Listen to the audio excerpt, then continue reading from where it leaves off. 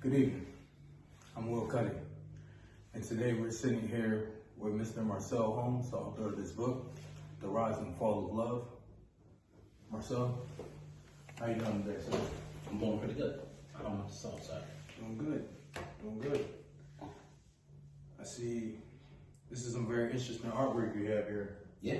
on the cover of this book, man. Would you like to explain it? The artwork itself is essentially a mason jar with a lightning bug flying out of it. I was really just trying to come up with something that I felt would capture the essence of the book itself. And I was just sitting there one day and I thought of just being young and being enchanted or being captured or like being so caught up by something that you just want to capture. And I thought of lightning bugs. You know how when you're young, you're out in the field, you chase them. It's just something that you're drawn to. And in my idea, it kind of reminds me of love, something that we capture, thinking that we know how to take care of it best, but in placing it in a jar, a lot of times we're smothering it. And the only way to truly allow it to be free is to let it go and see if it belongs to you or not. Okay. So I see you got a tag on here that says, I choose life. What is that about? absolutely. I choose life as a part of the brand as well, or just the overall my motto for life and words I try and live by.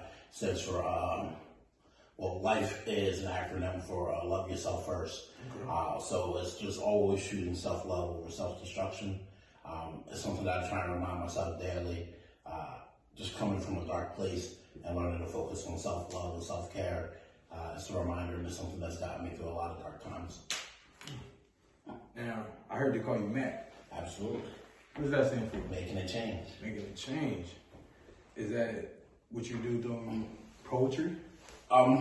It's something I try and do, but my poetry is just genuine. I used to think that I had this need to make a change and develop things and do things in a systematic way, and I've learned that life just isn't like that. The best way for me to inspire change is just to be the difference itself. So I try and make changes in my life daily that other people can learn by. And that's essentially the path that I'm on now. So for me, making a change is just no longer living by the standards that I used to set for myself in life and learning that anything is possible. And always going for that, no plan B. Life is meant to be lived and being here to enjoy it. Okay. Now, what made you want to put together a whole body of work as far as poetry?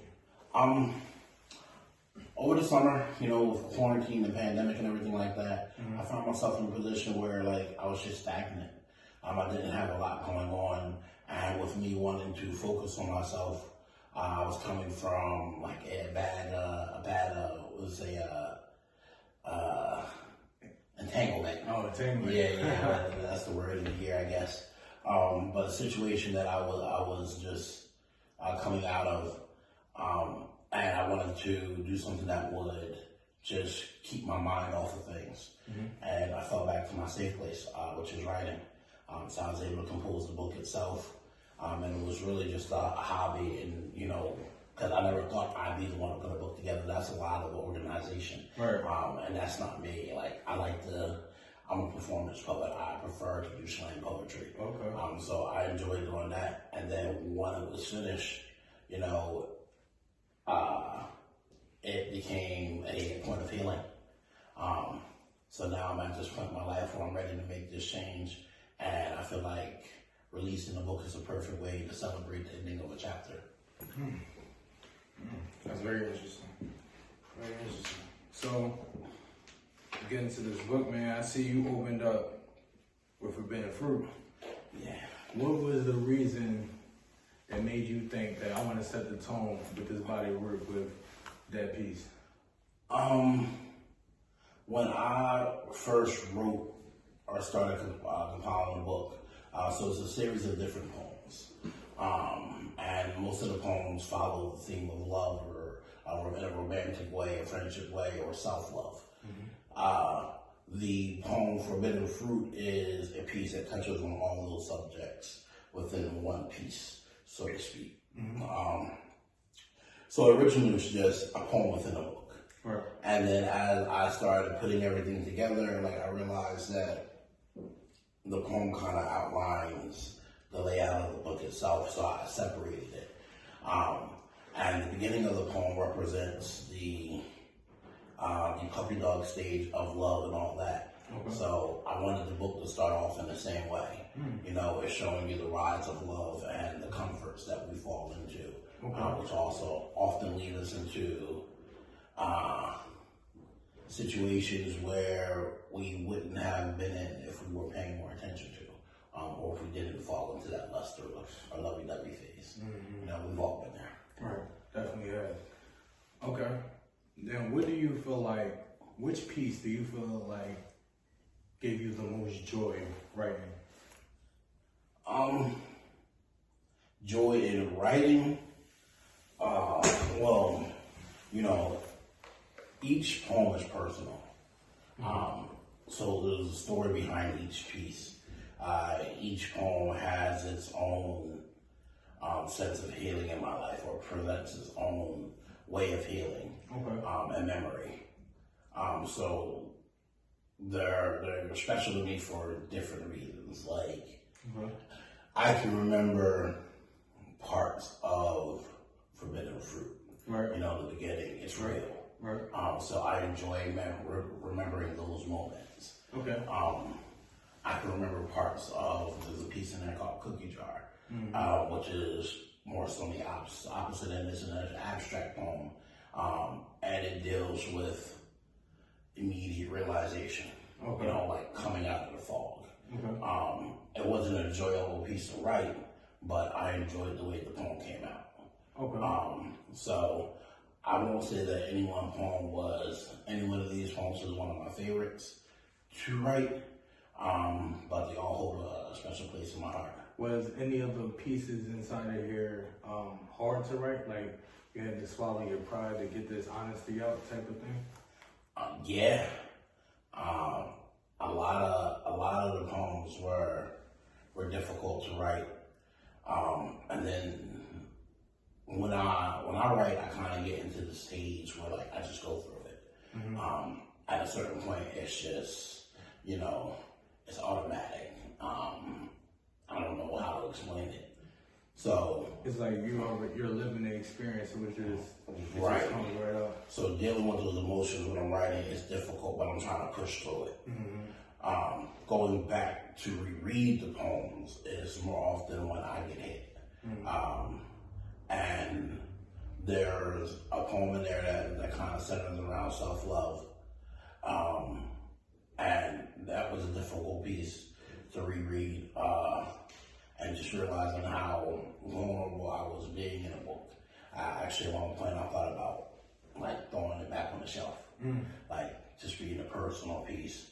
But with everything that I'm going through and everything that I've been through these past couple of years, I really wanted to learn to celebrate life and own who I am, ups and downs and ins and outs. And I feel like the best way for me to be comfortable with myself in life is just to show the world who I am. So I'm ready to release it. You speak on saying that you want to tell the world who you are. Absolutely. Who are you? I'm just a man out here trying to make it.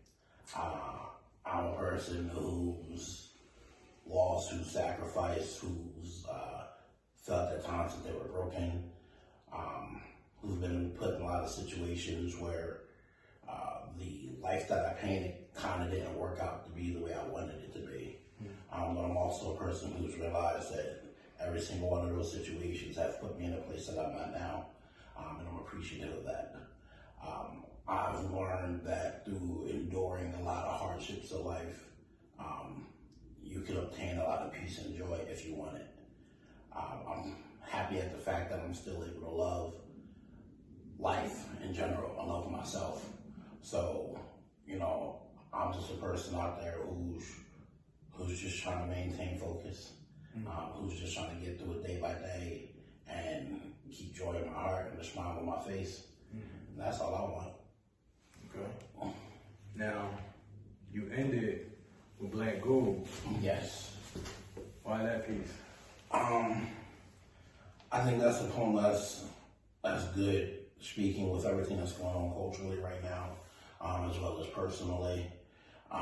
It's about celebrating and being appreciative of being Black, and understanding that though we may not always be looked at as the treasure, we still are. And you have to learn to accept that for yourself in order for that to be true.